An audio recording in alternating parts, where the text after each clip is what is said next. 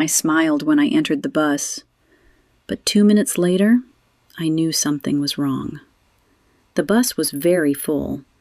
People stood close to each other. I could hear loud footsteps outside and station announcements above me. A voice said something quickly. I did not understand it. Then the bus doors closed, and suddenly, the bus started moving in the wrong direction. My heart beat faster. That morning, I wanted to try something new.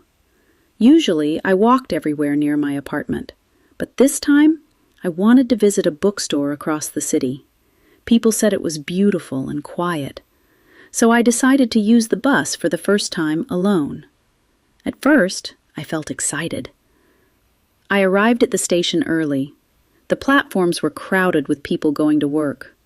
Some people walked very fast. Others looked down at their phones. I heard rolling suitcases, shoes moving across the floor, train sounds in the distance. Bright screens above me showed numbers and maps. Everything moved so quickly. I stopped near a large station map. I checked my phone again. Platform 4, bus B12. Okay, simple. At least, I thought so. I followed the signs carefully. Left, then right, then down some stairs. The air felt warm underground. Another announcement played above me. Again, too fast. I looked around. Everyone seemed confident.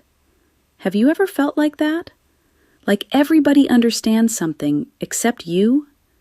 I laughed a little to myself. Maybe I was only nervous because it was my first time. When I arrived at the platform, many people were already waiting. A bus stopped in front of us. The doors opened.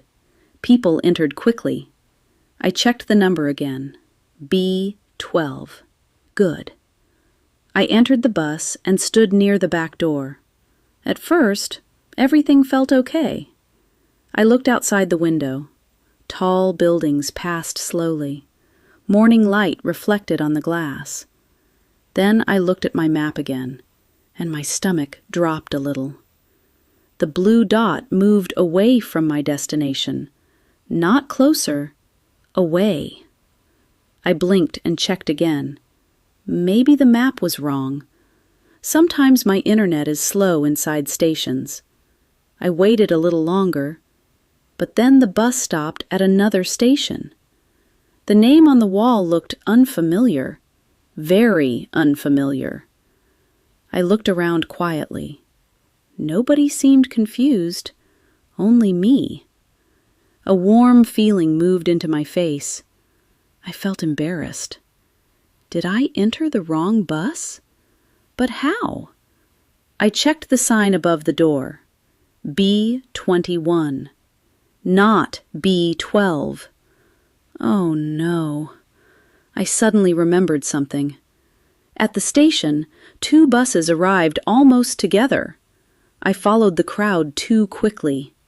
I never checked the second sign carefully. Now the bus was moving farther away. For a moment, I just stood there. The bus sounds felt louder now. The voices around me mixed together. Someone's phone rang beside me. I opened my Maps app again. The screen showed many colored lines. Too many. This feels strange. I tried using my translation app too. I typed slowly. Which station for Central Bookstore? But my hands felt nervous. I made many typing mistakes. The translation looked strange. Very strange. I almost laughed again. Then I looked up. An older woman sat near the window. She noticed my confused face and smiled politely. For a few seconds, I thought about saying nothing. Maybe I should just leave the bus and try again alone. But then I looked at the map one more time. No, I needed help. So I walked slowly toward her. "Excuse me," I said softly. "I think I am lost." She looked at my phone screen carefully. Then she pointed at the map. "This bus wrong," she said kindly. "You need next station." I felt immediate relief. Not completely relaxed, but better.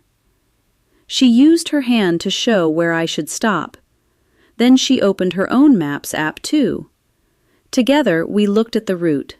Suddenly, everything felt simpler. One stop later, I left the bus. The station outside was smaller and quieter. I could hear birds nearby instead of loud announcements. The woman waved goodbye through the window. I smiled and waved back. Then I checked my phone carefully again. This time, slowly. Platform 2, bus B12. Okay, now I understood. A few minutes later, I entered the correct bus. And this time, I felt different. Still nervous a little, but also more confident. The city outside no longer looked confusing. I started recognizing the station names. The map finally made sense. Funny, right? Sometimes one small mistake can make you feel completely lost.